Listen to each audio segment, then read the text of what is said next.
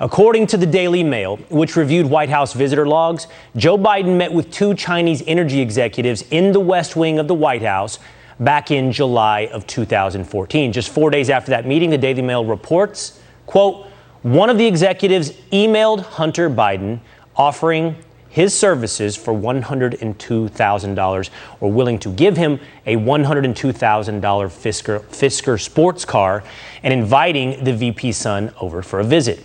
Now, as far as we know, the FBI hasn't looked into any of this. On Capitol Hill yesterday, FBI Director Christopher Wray acknowledged reports that his agency is covering up damaging information about Hunter Biden. Isn't it true that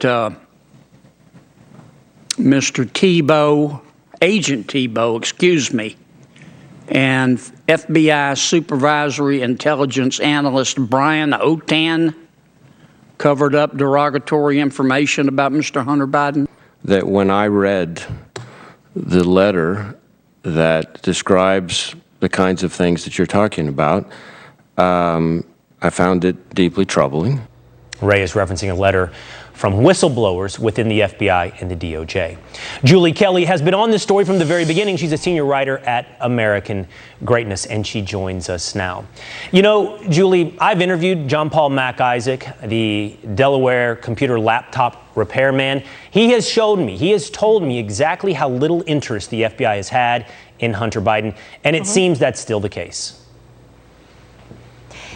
Well, the only interest they have in Hunter Biden is how they can cover up the investigation or lack thereof into his laptop. Christopher Wray yesterday would not even confirm that the FBI has the laptop, even though reportedly they took possession of the device in December of 2019. So we don't know what's going on with that investigation. We know there's a separate tax investigation. But to what Senator Kennedy was talking about, what the FBI is doing is covering up any sort of scandal or criminal incriminating evidence that could be found on this laptop. You had FBI officials go to Senators Grassley and Johnson in August of 2020 to warn them that any reporting on Hunter Biden's laptop was Russian disinformation. So they're not only burying any sort of investigation, they're actually spinning it in a way that prevents even U.S. senators from looking into the contents of that laptop. Really, and Christopher Wray was deeply disturbed by it. I mean, who is running this agency? He's fully aware of it, and he was highly evasive during before the Senate Judiciary Committee hearing yesterday. You know, Julie, when you think about, and we began tonight's show talking about priorities. When you think about the priorities of the FBI, what are we supposed to make of this law enforcement organization? On one hand, as you point out, not just burying, but spinning the Hunter Biden investigation. And on the other hand, looking into quote unquote domestic terrorists and identifying them, and this is according to Project Veritas, identifying them by symbols like the Betsy Ross flag or 2A for Second Amendment. This seems to be the FBI's priority. It is. I mean, Christopher Wray is extremely knowledgeable about the events of January 6th, which he designated an act of domestic terror. Get this, Will.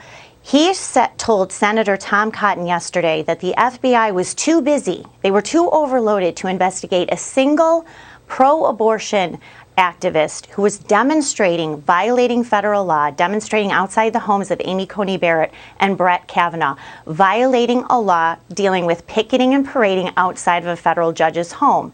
The very next day, today, less than 24 hours later, his FBI arrested another man from Kansas, charging him with parading and picketing in the U.S. Capitol 19 months ago. This is such an egregious double standard of justice. The Hunter Biden and Biden family investigation is just one part of it, because this FBI has been weaponized and politicized. It is an enforcement arm of the Democratic Party. Interested in the Betsy Ross flag, disinterested in potential corruption at the highest levels of American government. Julie Kelly, always great to talk to you. Thank you.